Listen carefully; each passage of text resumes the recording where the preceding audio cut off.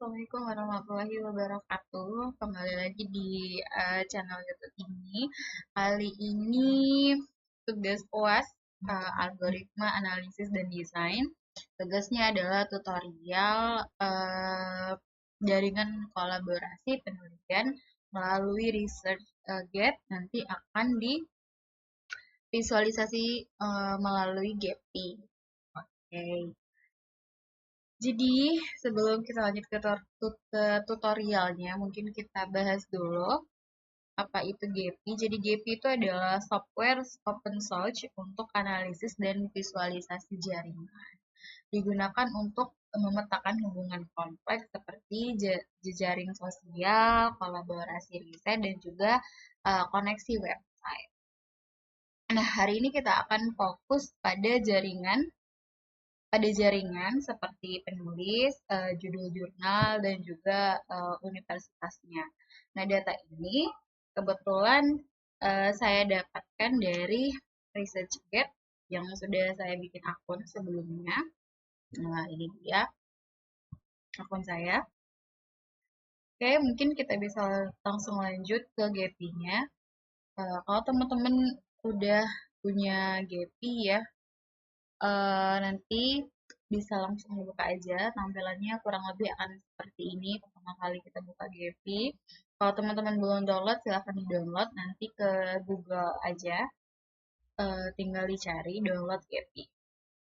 Oke, kali ini untuk yang pertama ya, untuk masukin data sebenarnya kita bisa ada beberapa cara untuk masukin data. Yang pertama itu bisa melalui Excel tapi formatnya CSV, atau bisa juga masukin manual melalui data laboratori.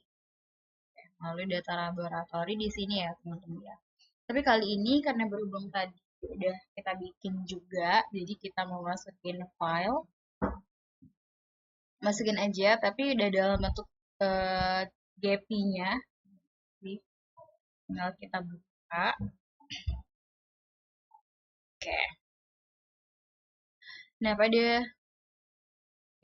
di data laboratori ini, teman-teman kita bisa lihat tampilan data-data yang kita masukkan atau kita gunakan untuk membentuk jaringan tersebut ya. Kalau saya itu masukin judul jurnal, penulis, ada 3 penulis, misalkan di sini ada 3 penulis dan juga ada universitasnya. Jadi nanti ini membentuk sebuah jaringan seperti itu.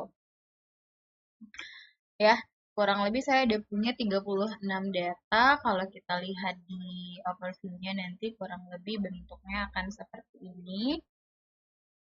Jadi kalau misalkan kita deketin, dia tuh akan eh dia akan nunjukin misalkan judul jurnal ini ditulis oleh siapa.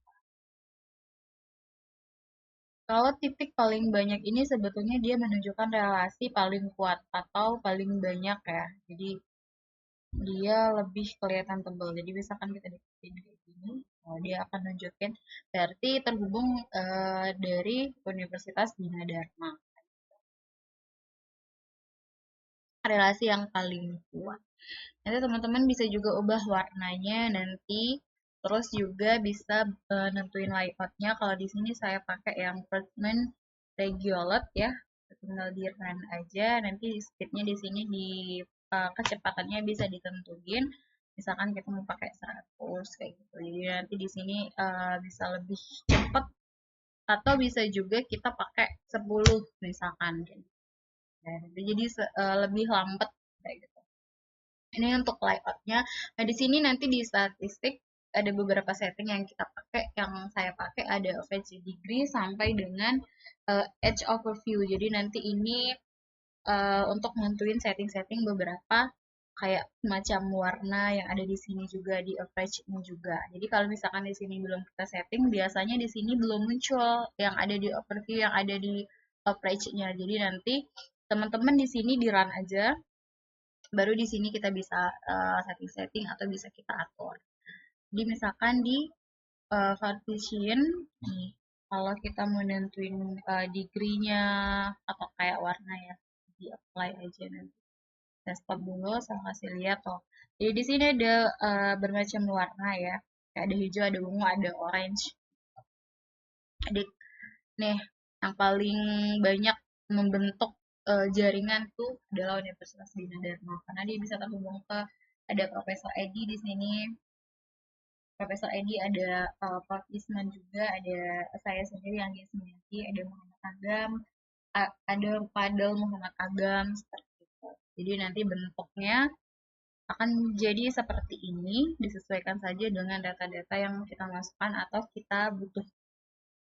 Cara masukin datanya kalau dari laboratori itu tinggal kita tambah H note-nya di sini, nanti dimasukin misalkan judul, penulis, atau universitasnya.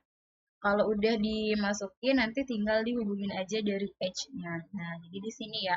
Search H-nya misalkan di sini judul, terus di bawah target note-nya misalkan ditulis oleh siapa aja. Nanti ditulis kalau di sini kan misalkan analisis kebutuhan pengguna ini ditulis oleh Yusmianti, Anissa Fadila dan juga Pak Tata dan juga terhubung ke Universitas Bina Dharma. Kalau udah nanti tinggal diklik OK. Udah diklik OK, nanti bisa langsung hasilnya dilihat di overview ini.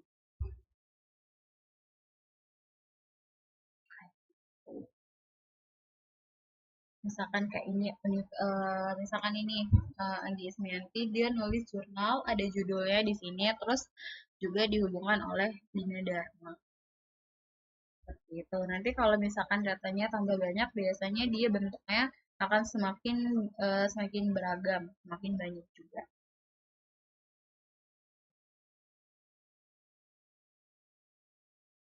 Universitas Bina Dharma dia mengumpulkan penulis-penulisnya, termasuk juga ada Prof. Edi. Jadi misalkan kita mau ambil, kita mau lihat nih misalkan Prof. Edi itu terhubung ke siapa aja misalkan di sini ya. Tinggal kita klik yang Prof. Edi-nya atau misalkan yang lainnya, misalkan saya nih, tinggal kita klik aja. Kalau di sini berarti dia judulnya terus universitasnya. Yang lainnya juga seperti itu, misalkan kata-kata di sini tinggal di aja. Ada beberapa jenis jurnal yang kata-kata tulis, dia akan langsung terhubung.